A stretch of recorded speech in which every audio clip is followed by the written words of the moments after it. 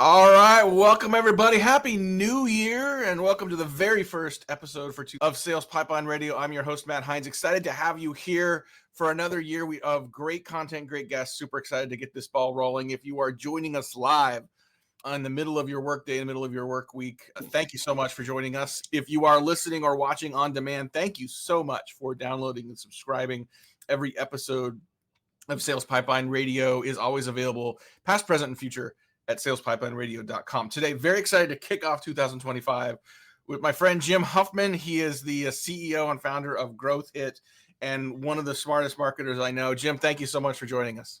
Dude, Matt, pumped to be here, man. It's a great first week of the year to be here. I've known you for a while. You did a workshop on digital marketing and helping to drive demand and pipeline in Seattle for the Entrepreneur Network we're both a part of, that I think had one of the highest ratings of any workshop in recent memory, which is a very high bar to set, but I think also is indicative not only of your expertise, but also the importance and just how popular and on demand that content is. It seems like we've been talking about digital marketing for a long time. The playbook continues to change, right? And so I'm curious, maybe for those that don't know who you are, talk a little bit about your background, and then we can get into sort of the changing landscape of what the digital channels look like.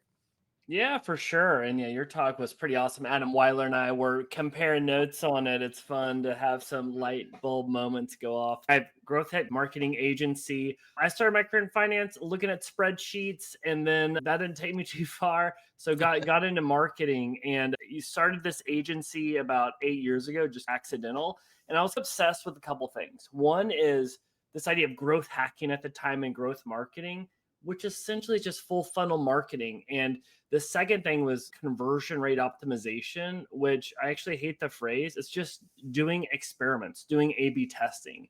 And so when you're doing A/B testing, when you're looking at full funnel marketing, you're able to have a bigger impact on the business, on a sales pipeline, on driving revenue. And so that's been an obsession over the years for seeing like how you can come into a company and add those two mindsets to try and help them, one, unblock growth, because people want to grow, but it's, are you even ready? And then second, something you talk about is how do you get to this holy grail of predictable revenue or predictable sales, as opposed to you're like, holy smoke, something worked. What happened? Let me look at the Google Analytics and how do I replicate that? So that's something I've been really into.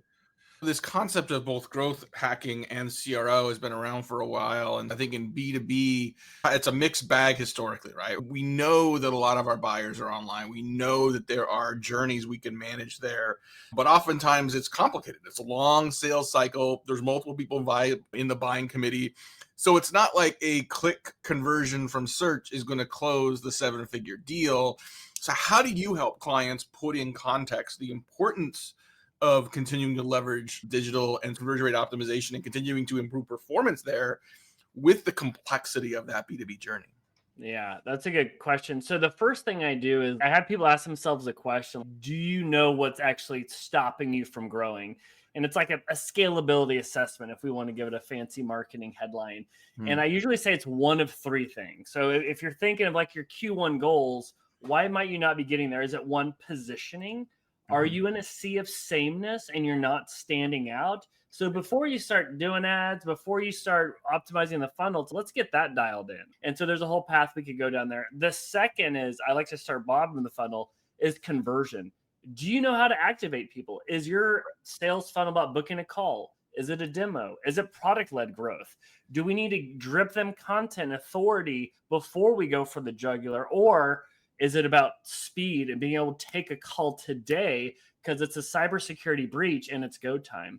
Yeah. Or the third thing is maybe you have a traffic problem. And when I say traffic problem, do you have a lever you can pull to double traffic and double sales? Or are you a one-trick pony and you can only get it one way and we can't diversify? And so that's like the first thing I'm doing is, okay, where is there high impact of those three things?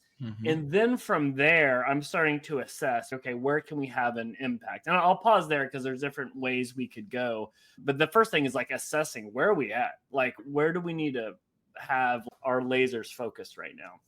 Focus is the key of that, right? I see a lot of companies that are spending a lot of money on digital marketing and they're really just focused on volume and there isn't enough precision around the right people. And even in a B2B space, I find it's sometimes a culture change, Jim, to be able to Mhm. help people get away from the most clicks for the lowest possible cost and say, I'm okay with fewer clicks if they're the right clicks. So Yeah. how do you help clients balance quantity and quality in a healthier, predictable, repeatable way? Oh my gosh, that's such a good question. And you said this in one of your talks. You said a stat that has been living rent free in my head since we spoke, where it was like, 70% of the time someone makes a B2B purchase, they're going with the first person they spoke to, the first person they heard of. So, what Right. does that mean in relation to your question? It's as we look at 2025 planning, we need to have a kumbaya as far as here's our shekels to put towards marketing. How much is going to direct response, I can see ROI today, versus how much is going to stuff where we don't know attribution. And by the Yeah. way, if we do, it's not going to happen for 6 months, 12 months, 18 months. Right. And that's a huge culture shift. So that's one thing, is having that kumbaya. And by the way, reminding people. The second thing that I think marketers and salespeople, it can be really tough to create a culture of messing up, failing, and testing. So the other thing I like to do is, hey, of our growth calendar that we're going to do, what are the things where it's okay to mess up? It's okay to Mhm. learn. And maybe it's 5% of our budget or time, or maybe it's 25%. But Yep. knowing that we're planting seeds, because right now we're doing a lot of stuff with AI that could be viewed as tinkering and failing, but we're Mhm. planting seeds for that. So those are two things I like to try and get on the same page with the client or with the team, because if you do, you're setting the foundation to really build a rock star growth team that can test and learn. But if you don't, oh man, you're gonna have some tough conversation in 90 days where it's like, where's the ROI? Why didn't that campaign work? And Right. that's a tough environment to work in. I wrote down culture of messing up because I actually think Yeah. that is really important. When you move from saying, I want the most MQLs, the most leads possible, to saying, I want the right leads, you are retraining the board, you're retraining the leadership team on what the marketing scorecard might look like. And if you look at your marketing team, you might find someone on the team that knows how to do the most leads at the lowest possible cost, that is focused on CRO purely to get higher yield. And now you're asking them to focus on quality as well. That's a different thing. Now, if you don't address the elephant in the room, which is we don't expect you to know how to do this right out of the gate, even Mhm. though there are a bunch of companies you can learn from, this company, this industry, this moment in time in our growth curve is unique. Right. Back to the hard thing about hard things is no one has done what you're doing before. Mhm. So, as a leader, how important is it to balance? We need to generate results with providing some grace and patience around the process to get there. I'm a big fan of a blog post turned to a book, Amp It Up by Frank Mhm. Slootman, on how you can turn up the temperature to go faster, but also do it in a way where it's a safe place to fail. So, what I like to do is the reverse dashboard, like an action tracker, where it's, hey guys, it is okay to mess up. We're going to Yeah. be tinkering, we're testing AI, and that is fine. However, where I'm going to hold the feet to the fire is the reverse dashboard. And for us, an example of that is, how many experiments do we run in a quarter? Whether that's landing page experiments, email experiments, whatever that is.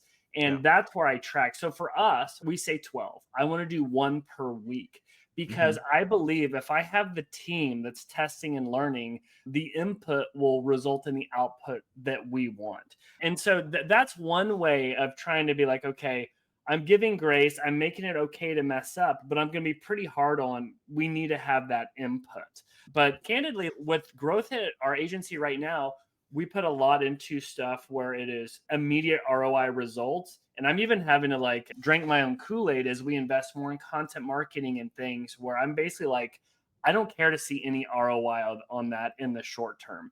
But it's Mhm. something that we had to get buy-in, and it starts with the top.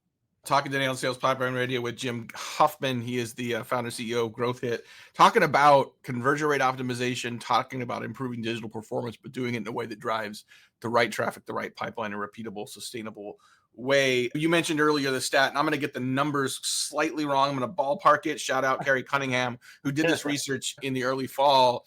Your buyers don't want to talk to you until well into the buying process. Like 73% of the buying process is done when they're willing to talk to sellers. They don't want to talk to you before then, but like you said, Jim, they will work with the first company they hear from. They're more likely to buy from the first company they know. Those are counter to each other. They don't want a demo early on. They don't want a sales call early on, but they will learn from you early on. The ability for you to educate, to teach, to challenge the status quo, to be a trusted advisor is enormous. But here's the rub. If we're following that data and believe that data, those early engagements are not going to immediately convert into pipeline. Mm-hmm. They're not going to immediately convert into form fills. They're not going to immediately convert even into leads. And so now I have a problem justifying this behavior inside an organization that is measuring me based on leads and pipeline. Mm-hmm. How do we balance that? And how do we try to have a better conversation internally that respects the buying journey, but also respects the work that has to go into the eventual pipeline building? It's so much around expectation management with the voices in the room, right? Because if they just think you have this big green growth button that you smash and then you're drowning in leads, that's super dangerous, right? And so it's getting alignment there. And one thing that I like to do with these experiments is, what persona are we going after? Because we were so good at going after bottom of the funnel searches. I need a CRO agency today. We crushed that, but guess what? That's quite easy. And so it's okay. This is X amount of resources are going to that, but we're down with looking at more top of funnel metrics, page views, email signups, and knowing that will pay dividends. But two kind of tips to think through there is, what's your seasonality of your business? When is it demand capture time versus demand creation time? So what that means is we see a lot of demand going into Q4. So it's not about doing a white paper to talk about growth strategy. It is time to close. Mm-hmm. But then there's other seasons where it's a little bit slower, where I absolutely want to lean into that. But you also want to be oversharing these insights and data with your board, with your team, to get their buy-in, so they really see the big picture. Because if all of a sudden it's February and leads drop and they don't understand that, those are some awkward and hard conversations to talk about as you're looking in the rearview mirror. Expectation management, showing the big picture. We call it the 12-month growth calendar, so people really understand the recipe you're putting forth. Increasingly, thankfully, we're seeing companies that have been the early adopters of this effort and are seeing the manifestation of the metrics we talked about, right? Where they have greater advantage. If someone's going to buy something and there's 3 vendors, you don't have a 33% chance. You have a 65% chance of getting the business because you were there up front. And so that investment earlier increases conversion rates, and that's how they then justify that early work. There's math there that CFOs increasingly are saying, yeah, I buy into that. I want to see more of that. But that takes a leap of faith and courage and discipline to lean into. We're 14 minutes in this conversation, Jim. We haven't talked about AI at all. And I think obviously search is one of multiple components of a demand strategy and leveraging the digital landscape. What are you seeing now, and what do you expect over the next 12-ish months? I realize how fast things are going and how hard that is to predict. But as so many marketers are trying to figure out how to manage their digital marketing in 2025, what's your perspective? Yeah, it's so fun. There was a talk I went to, the book AI First. Andy Sack was a part of it, and talks about being this AI first company and what is the foundation of that. What's your tech stack? What are your guardrails? Building an AI council to start playing with it. So we've started doing that. And here's some of the things we're seeing. We're basically looking on a client by client basis and understanding from a scale perspective, where's the biggest impact, right? Obviously, it's great with copywriting, from ads to landing pages to email. That's quite simple, right? The other thing, some clients with imagery using Midjourney, it's been really interesting to accelerate the work there, and with some of the video work. That's still been a little spotty.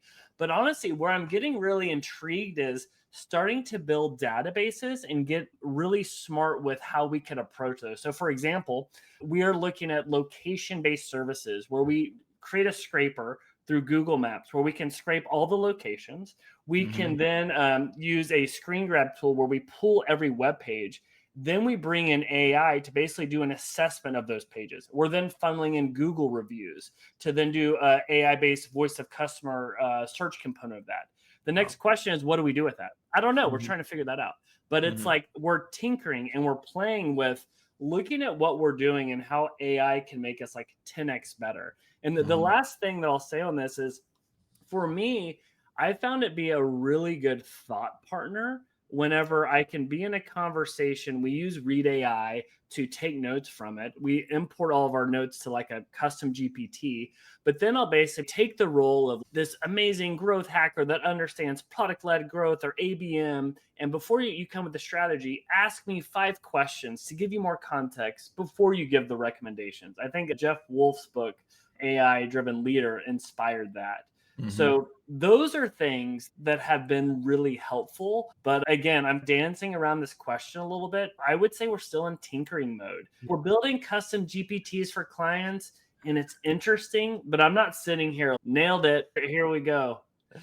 I sense a frustration amongst some marketers and go-to-market leaders that say, we've been tinkering for a while. Why don't we have something that's scalable? I'm like, this is all moving really fast. The rules change on a regular basis. Some people have figured some things out and quite frankly aren't willing to share it because it becomes their like special sauce to do Yeah. things that no one else knows how to do and they don't want their competitors doing it.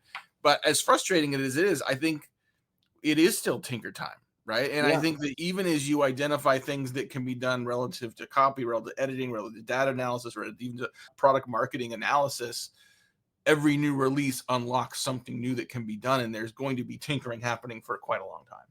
Totally. And sometimes I worry we have a solution looking for a problem. And I've been guilty of that. And I'm trying to think of the end goal of, okay, what's the problem I want to solve and how can this do it faster or better? Because like we would do these demos. Oh, look at this cool thing it can do. Okay, awesome. But what are we doing with it again? What's the application? Yeah. So that's something we're trying to stay honest on. Yeah, I know some folks that spend a lot of time doing that tinkering and saying, here's what it can do, here's what it can do. And they will admit, I don't always have the application, but what I Mhm. want to do is surface the capability. And the Yeah. more people do that, the more we watch and listen to them, some of us are going to be able to say, oh, that solves a problem over here that is the Mhm. last puzzle piece to be able to do XYZ. So I Yeah. think it's mud season, right? We're all Mhm. tinkering and it's not perfect, but we Yeah. need that innovation. We need people that are tinkering without outcomes, right? I think that the problem without a solution is a good thing because if we talk to each other about it, we're going to figure a lot of things out more quickly. Jim, for people that like what they're hearing and want to learn more from you about you, where should they go? Yeah, I'm on LinkedIn, Jim Huffman. The website's just growthhit.com, and I'm Jim at growthhit.com. I respond to email way too fast. It's unhealthy. So I'm around. Email Jim. He'll get back to you within 15 seconds is what I heard, 24/7, any time of the day. Jim, you're the best. Thank you so much for joining us today. Awesome. Thanks, Matt. Great to see you, man. Thanks, everyone, for listening and watching today. Happy New Year again. We got a great lineup of topics and speakers and featured guests over the next couple weeks, so stick with us. We'll see you next week, next Thursday, on another episode of Sales Pipeline Radio. Until then, take care. We'll see you then.